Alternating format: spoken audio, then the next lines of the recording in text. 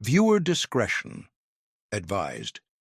The following content contains deeply disturbing real-life accounts involving threatening situations, stalking, and psychological terror. This video is not suitable for viewers under 18 years of age or for anyone who is sensitive to fear-inducing content. If you are under 18 years old or easily frightened by disturbing content, please stop watching right now. You have been warned. Viewer discretion is strongly advised. There is a specific kind of fear that nobody warns you about. Not the fear of monsters, not the fear of the dark, not the fear of things that can't be explained. I'm talking about the fear that comes from realizing, slowly, then all at once, that another human being is watching you, tracking you, waiting. It's the fear that hits when you feel eyes on your back and turn around to find nothing, but the feeling doesn't go away. It's the fear that comes when someone says something seemingly normal, but something in their tone makes every nerve in your body fire simultaneously. It's the fear of a footstep just around the corner, an open door that should be locked, a shape that moves when it thinks you're not looking. What if I told you that all of those moments, every single one I'm about to share with you, happened in places that are supposed to be among the safest in the world? Not in abandoned houses, not in remote wilderness at 3 in the morning, not in the kinds of places horror movies train us to recognize as dangerous. They happened in a high school gymnasium, in a community park where kids play hockey every weekend, on a baseball field that a group of best friends considered their private paradise. These are real accounts, shared by real people, and the details that make them terrifying are not the supernatural ones, because there are no supernatural elements here. There's no ghost, no demon, no creature that defies the laws of physics. There's just people, just strangers, and the cold, creeping horror of not knowing what they wanted. By the time this is over, you may find yourself looking at ordinary places a little differently: locker rooms, parking lots, tree lines at night. You've been warned. Let's begin. The thing in the locker room. The game. I'd rather forget. Let me be upfront about something. I was never a star basketball player. I wasn't even particularly good. I was a junior in high school, average height, average speed, average everything when it came to athletics. The reason I was on the team at all had less to do with natural talent and more to do with the fact that my school needed bodies on the court and I needed something meaningful to put on my college applications. A sport looked good. A sport said, "This kid has discipline, commitment, the ability to function as part of a team." Even if the kid in question spent most of his game time warming a bench and occasionally being sent in for 5-minute stretches when the outcome was already determined. So when I tell you that the night in question was not a high-stakes game, I'm telling you something close to a fundamental truth. No game I played in was a high-stakes game. We were home, playing a rival school from the other side of the county on a cold Tuesday night in November. The bleachers were less than a quarter full. Parents who had no particular reason to be anywhere else, a few younger siblings looking at their phones with the studied disinterest of people who have been dragged to sporting events against their will. Not exactly a championship atmosphere. The score was 22-13 in the second half, and not in our favor. I'd missed my last several shots. The mood on our bench was somewhere between resigned and quietly furious, and I was carrying a disproportionate share of the frustration because I was the one who kept having the ball and then not converting it into points. That's when number 34 on the other team decided I was interesting. I noticed him first during a timeout. He was looking at me with that specific expression, half smirk, eyes too bright, that you recognize immediately if you've spent any time around people who enjoy causing other people discomfort. He didn't say anything during the timeout, but when play resumed and I missed my next attempt, He was there. It started as muttering, quiet enough that only the 2 or 3 players nearest to us could catch it. Comments about my form, my footwork, a casual observation about my height. Nothing that would have been flagged by a referee, but nothing that was accidentally overheard either. It was precisely calibrated to land on me and nobody else. By the 3rd miss, he wasn't even pretending to be subtle. He was speaking directly to me, voice loud enough to carry, wearing that loose grin of a person who has decided they are very funny and that the world will agree with them. Teammates of his started acknowledging it. Small sounds of amusement, heads turned in my direction. A few people in the bleachers had registered that something entertaining was happening on the court, though not in the way the game was supposed to be entertaining. I've thought a lot since then about the specific feeling that builds in you during situations like that. It's not just anger, though anger is part of it. It's something more compound, a tightening in your chest, a hot pressure behind your eyes, a kind of white noise that starts to drown out every other thought. Your body recognizes an attack before your conscious mind has fully processed it.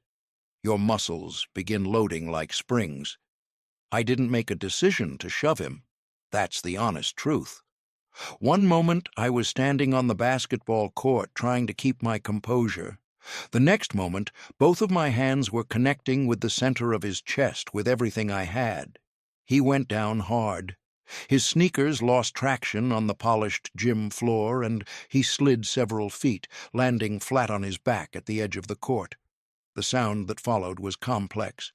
The sharp blast of the referee's whistle, a burst of voices from both benches, the scuffle of sneakers as players on both sides surged forward, the thud of people who were being physically held back by teammates.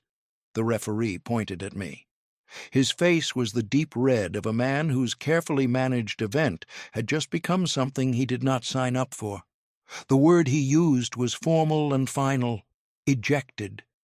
I didn't argue with him.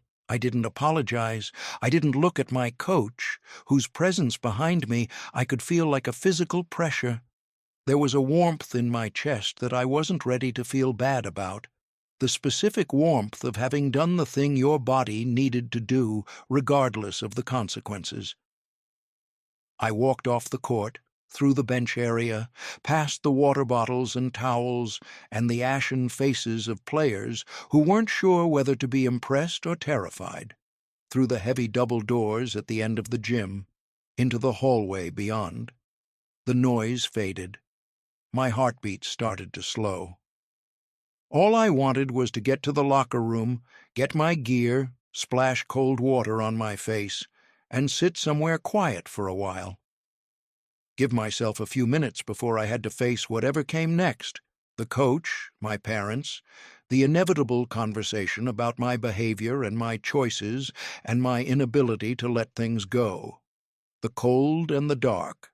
The main locker room entrance from the gym was locked. This was already strange. During games, that door was almost always accessible so players could come and go without disrupting the action. A locked door mid-game was unusual enough to stop me for a moment, standing in the hallway with my hand on a handle that wouldn't turn. I considered my options. Going back into the gym and asking a coach for the key meant walking back through those double doors in front of everyone: the parents, the refs, the teammate I'd just gotten ejected for shoving. That was not going to happen. Around the outside of the building there was another way in. A secondary entrance on the exterior of the locker room, a steel door that opened directly from the parking lot. In 2 years on this team, I'd used it maybe 3 times. The custodial staff used it occasionally for equipment runs. It was the kind of door that exists so that the building can function practically, but that nobody goes through under normal circumstances. I went around the side of the building. The cold was genuine November cold, the kind that hits the exposed parts of your face first, and then starts working through the layers of your clothing. The parking lot was mostly empty on this side. 2 or 3 cars, a utility van belonging to the school district. The door was open, not wide open, an inch, maybe two, but the gap was there, unmistakably, between the door and its frame, a dark strip of interior visible from the outside. I pulled it open and stepped through. The cold inside the locker room was, if anything, worse than the cold outside, which made an immediate kind of logic. That door had been open, presumably for hours, long enough for the indoor temperature to equalize with the November night. Whatever warmth the building's heating system had maintained had been slowly leaking out into the parking lot all evening. The lights were also off, all of them. I didn't have my phone. It was in my gym bag, inside one of the lockers. No flashlight, no screen to even orient myself by. Just the dim, oblique glow of the parking lot lights filtering through the narrow windows near the ceiling. Enough to see shapes, not enough to see details, not enough to see faces. I let the door swing shut behind me and stood still. The room smelled the way locker rooms always smell. Rubber and old sweat and industrial cleaner. The particular scent of athletic equipment that has been used and stored and used again. It's not a bad smell, exactly, just a specific one. But in the cold and the dark, it felt less familiar than usual, less comfortable. I started moving along the wall, dragging my palm along the cinder block, looking for the light switch. The texture was rough against my skin, and my footsteps on the tile seemed very loud in the quiet. That's when I heard the locker. It was unmistakable, the soft metallic click of a locker door being gently pressed shut, not slammed, not dropped. Deliberately, carefully closed, the way you'd close something if you were trying not to make noise. I stopped moving. "Hello?" My voice came out steadier than I expected. I was surprised by this. My heart was hammering, but my voice held. "Who's in here?" The silence that followed was total. Not even an echo. Just the deep quiet of a room where someone has decided to hold very still. I waited a long moment. Then I started walking, slowly, methodically, down the first aisle between the lockers. Gray metal, combination locks, the occasional sticker or piece of athletic tape marking someone's personal space. Empty. The next aisle. Empty. The bench down the center of the room, a pile of towels at one end. Nothing. But as I moved, I heard movement. Not the sound of someone startled and scrambling, not a panicked rush of footsteps. These were careful, measured steps, the kind of footsteps made by someone who is trying to match your pace exactly. Every time I moved down one aisle, I could hear movement in the adjacent aisle, running parallel to mine, keeping me from getting a direct angle. If I slowed, the footsteps slowed. If I sped up, they sped up. "I can hear you," I said. "I know you're in here with me. Just show yourself." Nothing. I reached the far end of the room and caught it. A glimpse of something large at the opposite end of the last aisle. A shape moving behind the lockers with the specific, deliberate body language of a person who does not want to be seen. Too large for a piece of equipment, too purposeful for anything accidental. My heart did something involuntary and unpleasant, a hard, clenching squeeze. I made a decision. I was leaving. Right now. I was going to go back out the door I'd come in through and wait in the parking lot for the game to end, and my gear could wait, and my coach could find me, and none of that mattered as much as getting out of this room with whatever was in it. I walked back to the exterior door, pressed the handle down, pushed, locked. The door that had been standing open 20 minutes ago was now locked from the inside. The eye. I found the light switch by feel. It was right next to the main entrance door, where light switches usually are. When I flipped it, the fluorescent overhead tubes buzzed and flickered, and then committed, filling the room with flat institutional light that turned everything the slightly too vivid color of reality under fluorescence. I exhaled very slowly. Light is irrational comfort. The rational part of my brain understood that whatever was in this room with me was still in this room with me, lights or not. But the primitive animal part of me relaxed involuntarily, the way humans always have in the light, the way we've been responding to light and darkness since before we were fully human. I did a full visual scan of the room, every aisle that I could see from where I was standing, empty. The bench, the pile of towels, the equipment shelf at the far end, empty. The main entrance door was locked from the inside, too. I'd checked that first thing, and the deadbolt was engaged from this side, which meant someone with access to this room had locked it. But I could still hear the footsteps. This is the part that is genuinely difficult to explain in a way that does justice to how wrong it felt.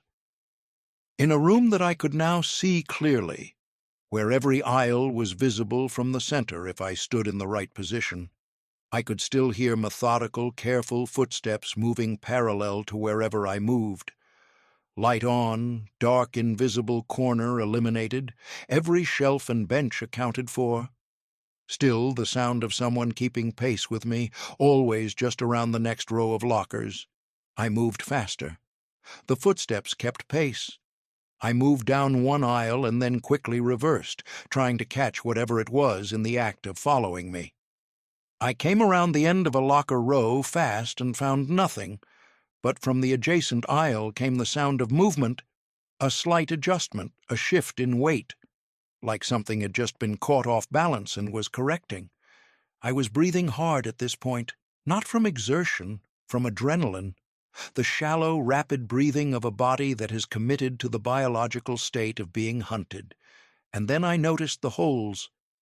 Every locker in the room had a row of small ventilation holes punched through the metal, tiny circles about the size of a dime, designed to let air circulate inside the locker so damp gear could dry. When you stood back and looked at the lockers as objects, these holes were practically invisible. But standing close to one of the locker doors, I could see through to the other side. An aisle over, maybe 2 feet of depth between me and the next row of lockers.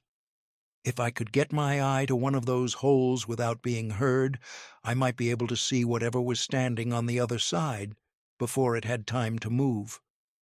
I made myself go slow. I crouched down, reducing my profile. I moved in silence, or as close to silence as I could manage. I pressed forward on my knees, closed the distance between myself and the nearest locker door, and put my eye up to one of the ventilation holes. At first I thought I was looking at solid darkness, that the hole was blocked, that something, a jacket hanging inside someone's locker, a piece of equipment, was positioned directly on the other side. Then the darkness blinked. Not quite blinked. Made the small, wet, involuntary adjustment that eyes make, the tiny motion of an iris refocusing, because what was on the other side of that hole, less than 2 inches from my own eye, was an eye, dark, steady, and looking directly back at me, positioned at exactly my height, as if whatever was on the other side had also gone down to its knees to look through a hole, had been there, in that position, watching me move around the room, had been watching me the entire time. I do not remember hitting the back door. I do not remember whether it was locked or unlocked when I hit it. I only know that it opened because I came through it at full speed and did not stop until I was back inside the gym, standing under the lights, surrounded by people, gasping. What they found. My coach took one look at me and reconsidered whatever he'd been about to say regarding my ejection. He looked, I'm told, genuinely alarmed. I grabbed his arm and told him there was someone in the locker room. I told him it wasn't the janitor, it wasn't a student. I didn't know who it was, but I knew what I'd seen, and that person was not supposed to be there. He believed me. I could see it in the way his expression shifted from irritation to something more serious. He spoke to the officials. A timeout was called. Within minutes, 6 players and both coaching staff members had gone to investigate. They found the back door open. They found the room colder than any interior space should be.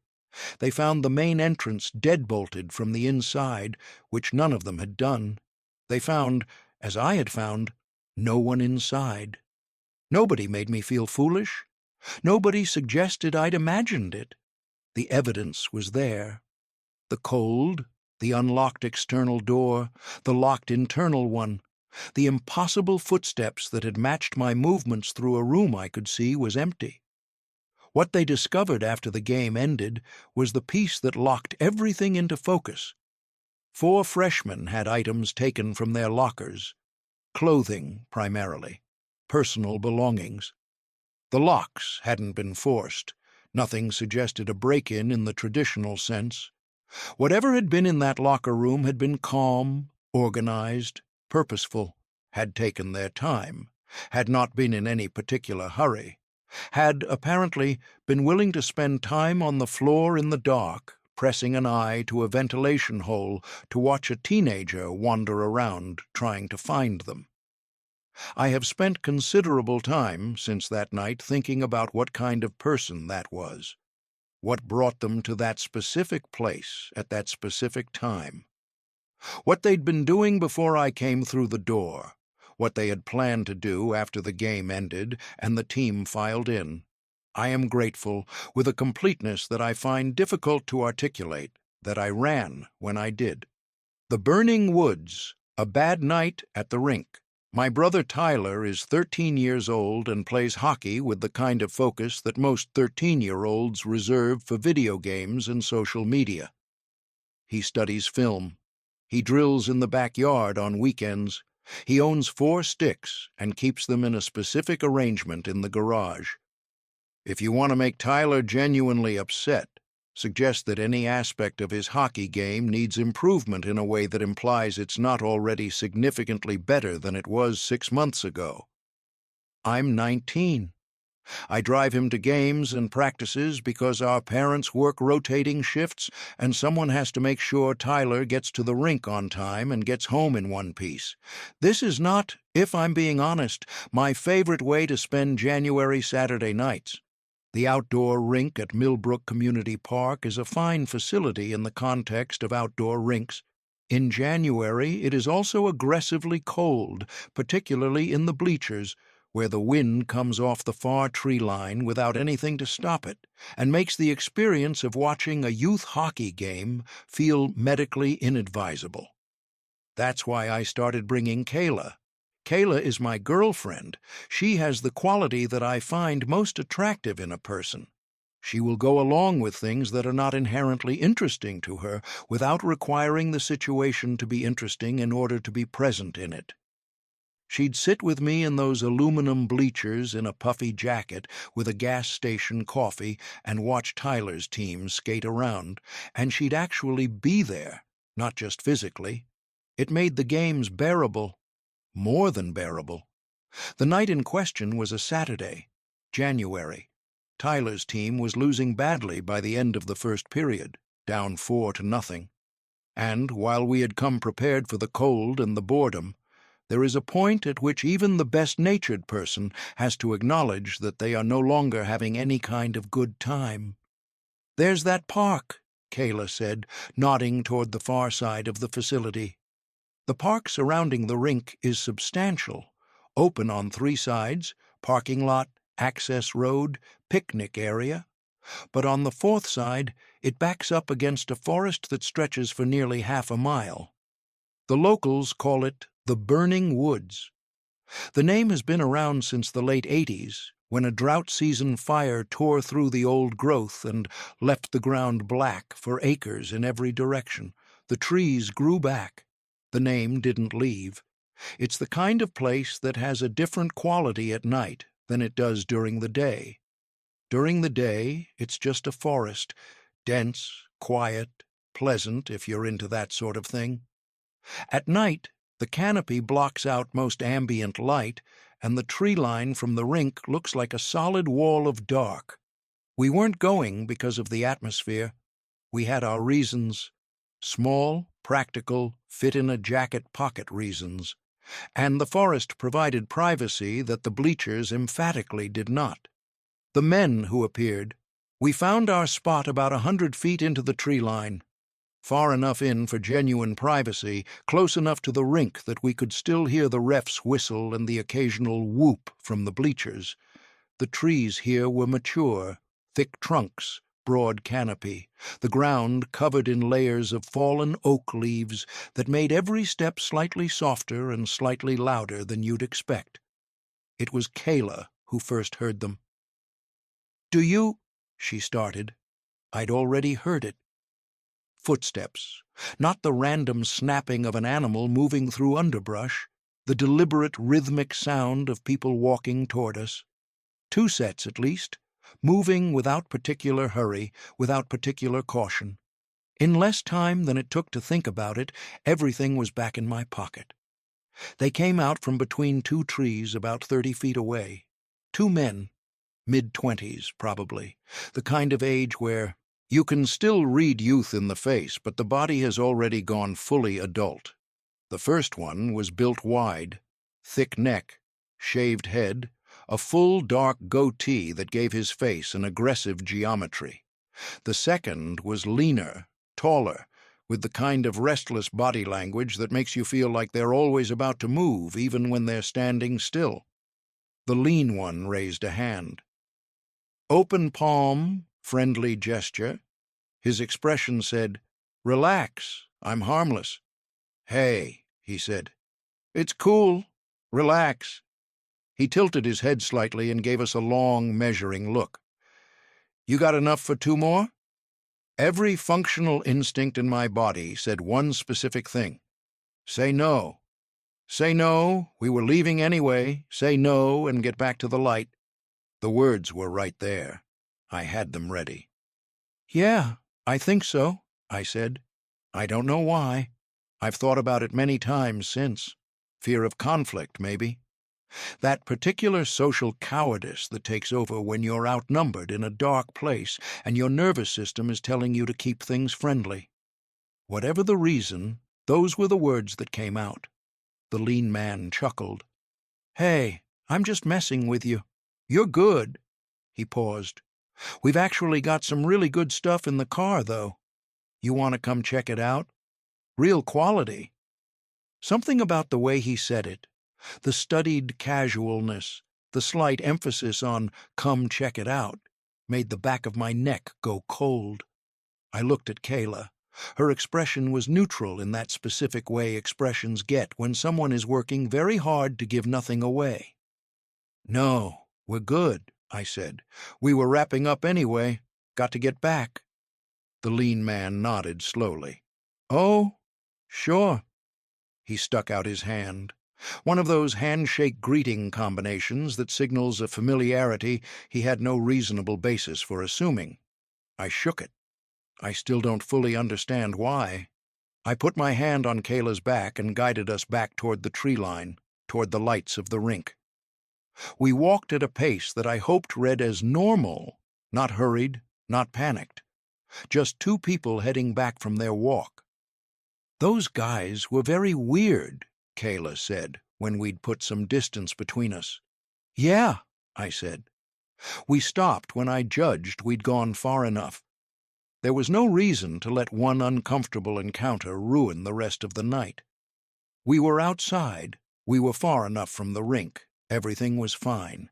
Kayla flicked the lighter. That's when I saw him.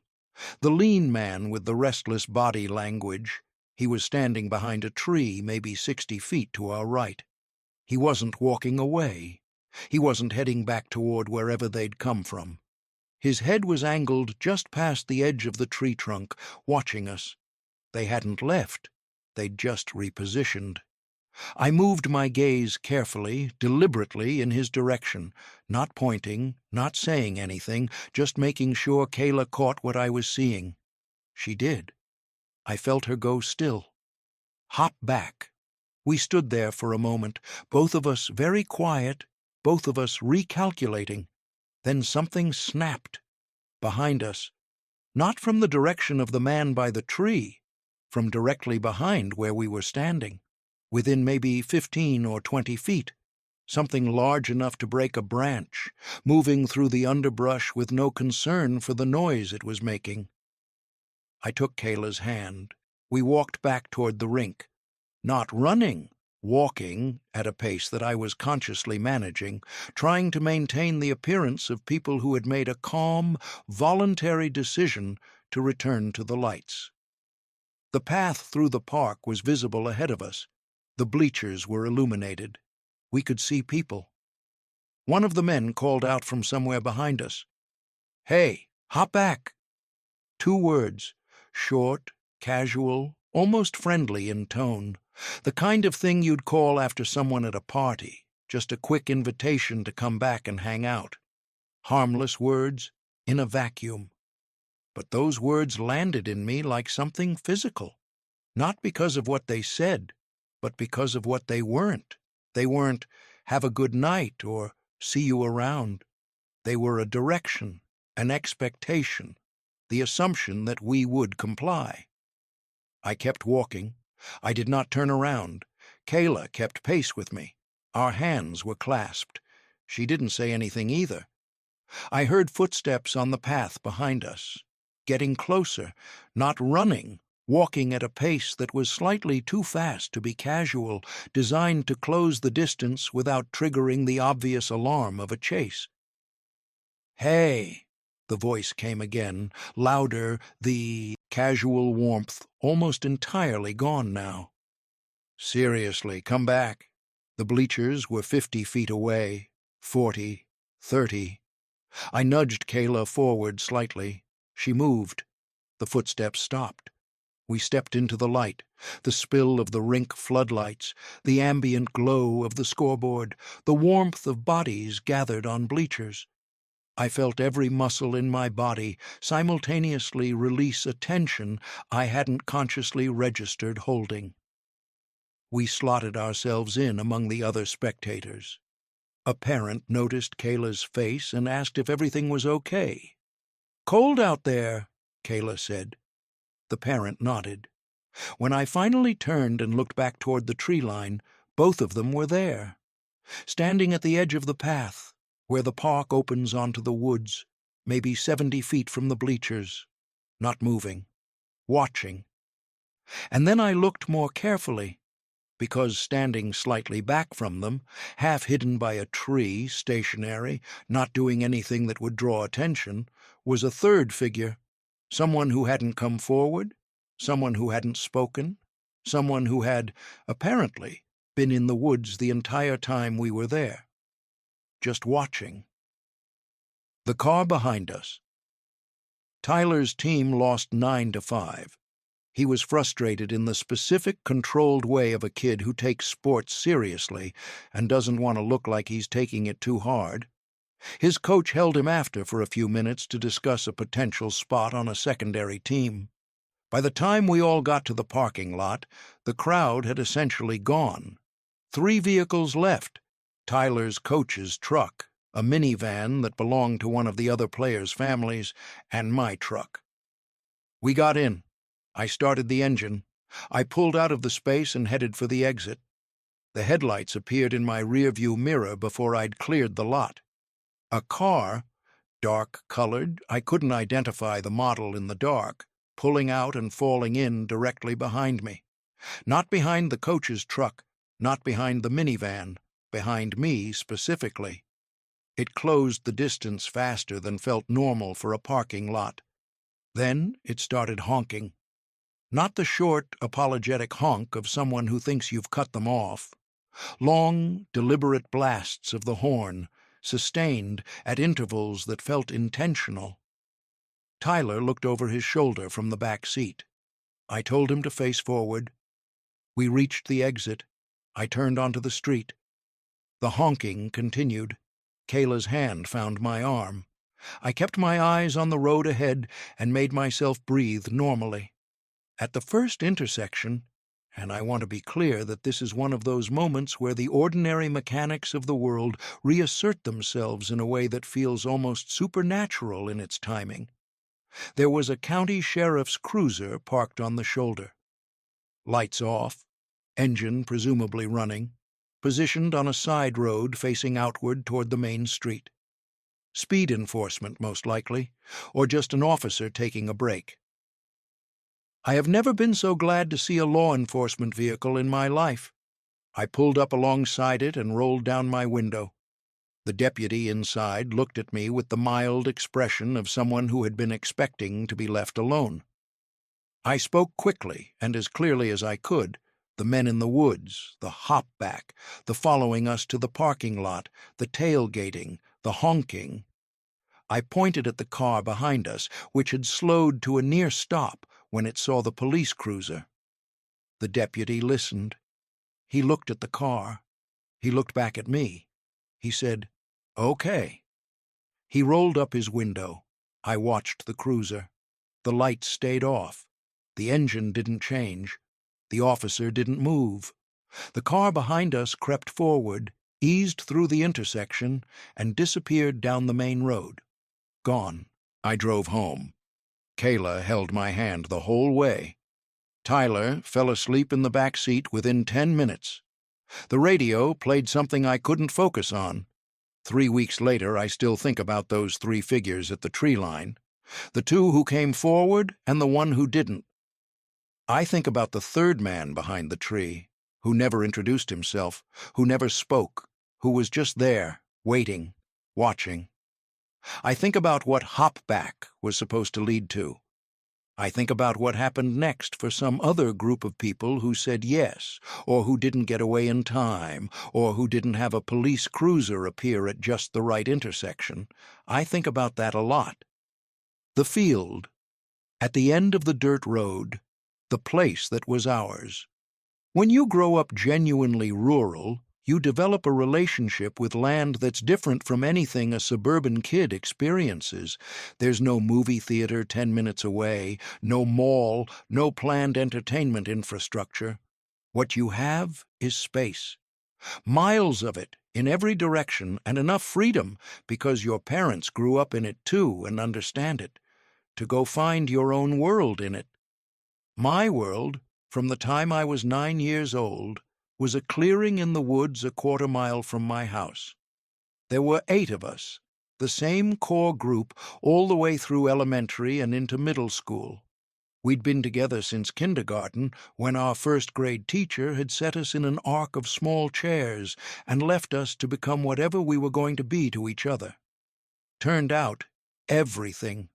We shared sandwiches and secrets and summer days and the kind of loyalty that 11-year-olds think will last forever and that, against all odds, actually does. 6 of us played on the same official Little League team. All 8 of us played pickup whenever we could. We were obsessed with baseball in the deep, uncomplicated way that kids are obsessed with things before the world gets complicated enough to crowd it out.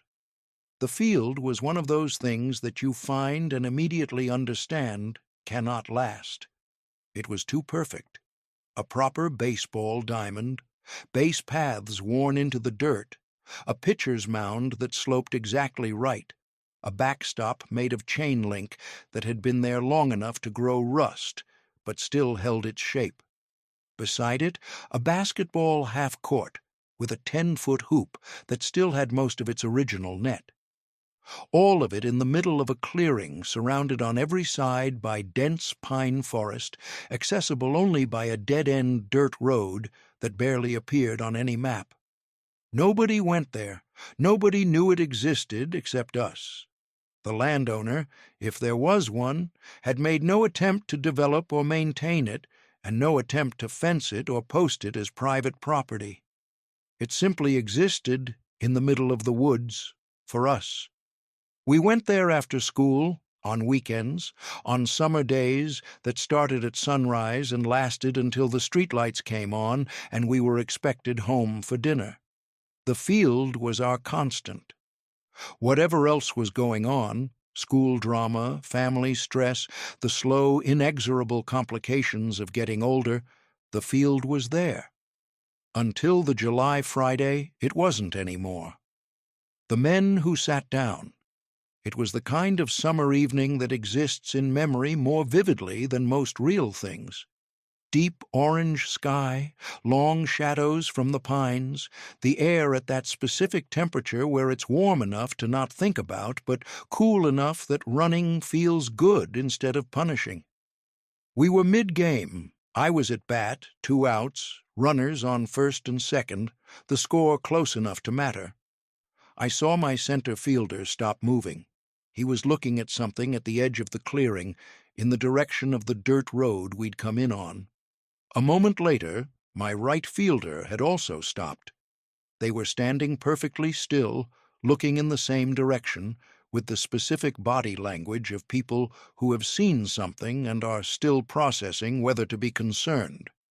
The pitcher stopped too. Then the first baseman. Then everyone.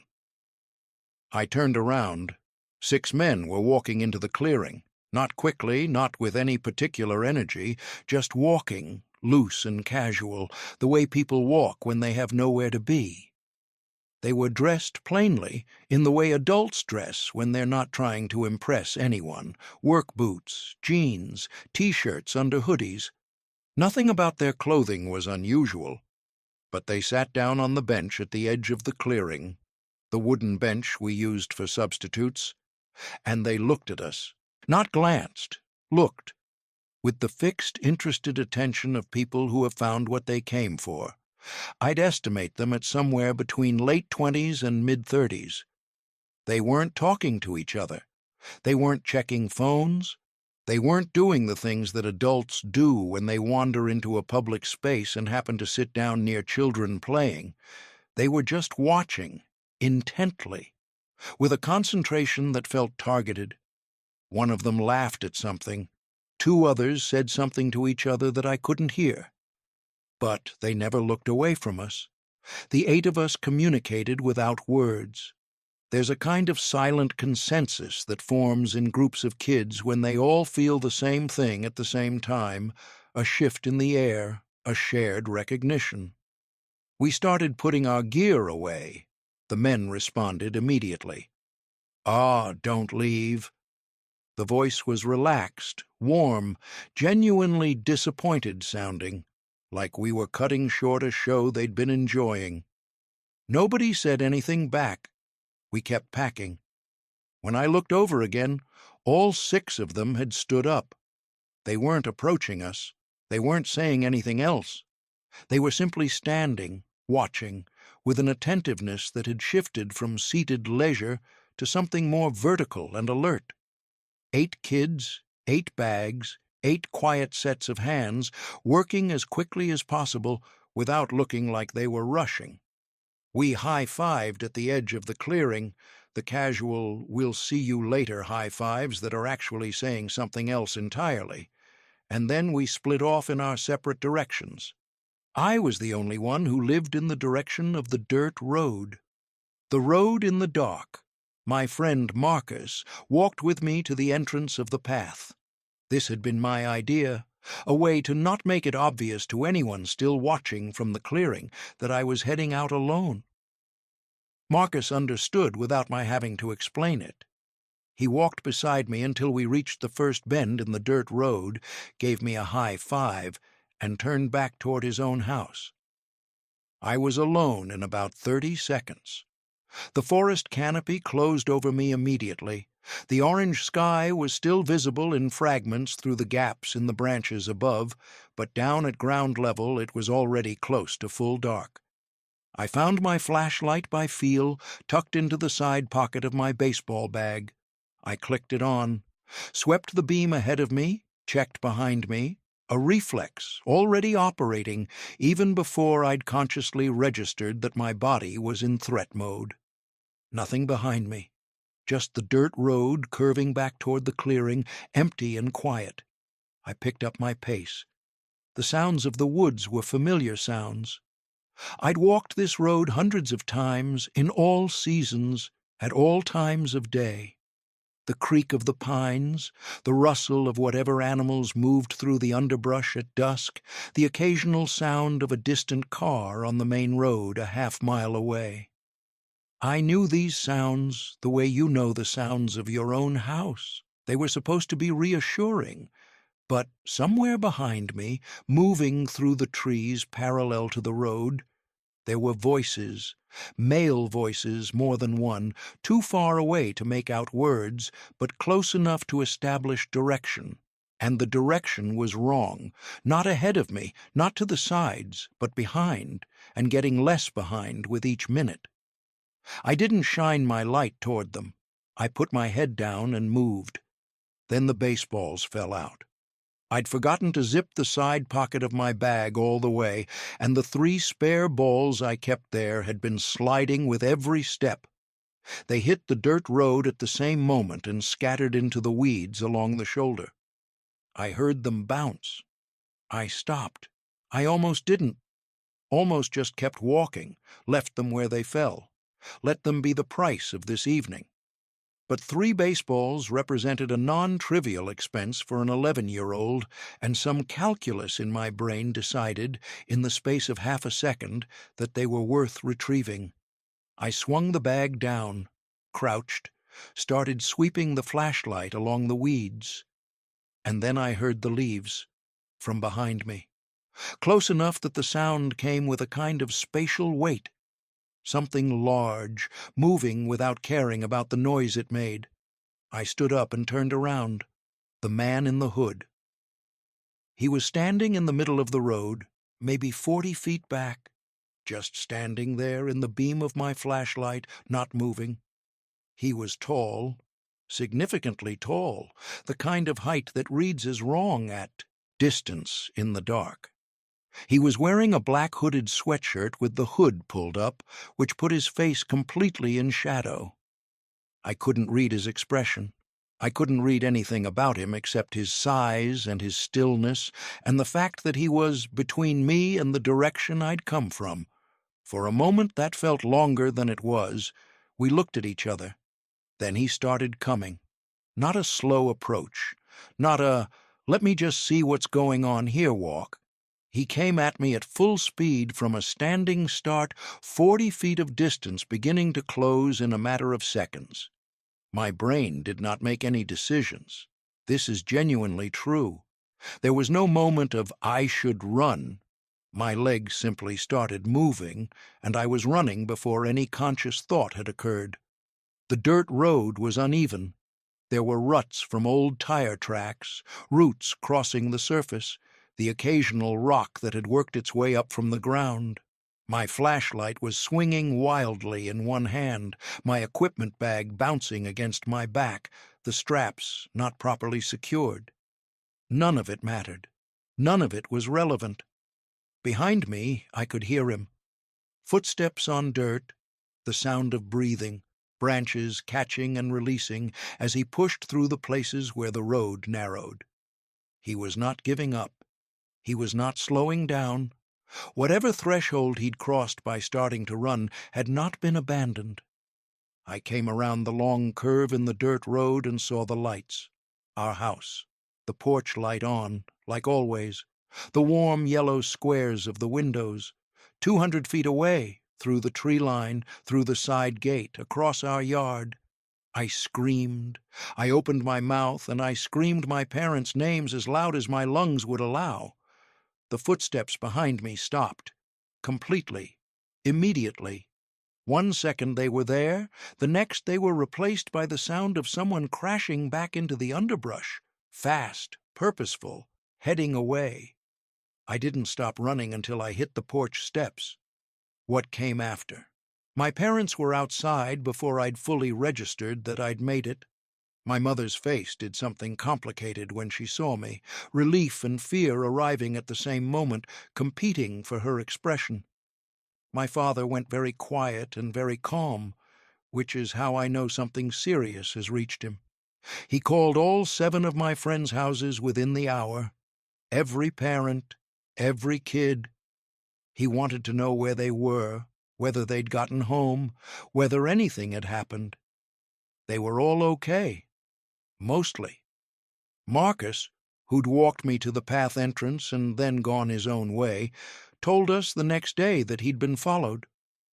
A man had matched his pace along the tree line for nearly 200 yards, never coming onto the road, never speaking, just keeping parallel to him through the woods. When Marcus started running, the man had stopped. He hadn't chased him. He'd just let him go, and Marcus had made it home without incident. I've thought about that difference many times. Why the same group of men who sent someone running after me had let Marcus go when he bolted. Whether it was something specific about me, about where I was going, about the direction I was running. Whether there was a plan and Marcus's reaction disrupted it, while mine, stopping to look for the baseballs, crouching by the side of the road, had fit into it.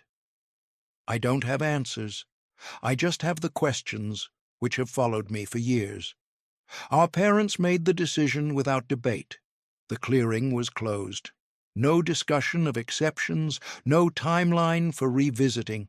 The field, the diamond, the rusted hoop with its ragged net, all of it was simply gone from our lives as of that Friday night. We were 11 and 12 years old, and we lost our private world overnight, and there was nothing to do but accept it. The clearing is still there. It's been over a decade, and the clearing is still there, a quarter-mile from the house I grew up in. The baseball diamond probably still has its base paths worn into the dirt. The chain-link backstop is probably still rusting in approximately the same configuration. I've never gone back. I've driven past the dirt road entrance a dozen times over the years, and every time I keep my eyes forward, keep my hands steady on the wheel, keep going. Some things don't need to be revisited to remain fully, permanently present. 3 stories, 1 locker room, 1 forest behind a community park, 1 dirt road at the end of nowhere. None of them involve anything paranormal. No ghosts, no creatures from beyond what we understand. Nothing that requires us to believe in things we can't explain. What they require is something harder. The acknowledgement that the worst things that happen to us are often done by people. Ordinary-looking people in ordinary places who had decided, for reasons we will never fully understand, that someone else's safety was not a concern they carried. Every one of these stories could have gone differently. Each narrator made a choice to run, to leave, to get back to the light. That turned out to be exactly right. But they didn't know it was right at the time. They acted on instinct, on fear, on that deep animal intelligence that we sometimes dismiss because it doesn't feel rational. It is rational. It is among the most rational things we have. Trust the instinct that tells you something is wrong. Trust the feeling that says leave before you've talked yourself into staying. Trust the part of you that knows, without being able to say how it knows, that the door should be locked but isn't, that the men in the woods aren't just passing through, that the footsteps behind you belong to something that isn't stopping. Stay aware. Stay in the light when you can. And maybe, just maybe, be a little more careful about who's in the locker room.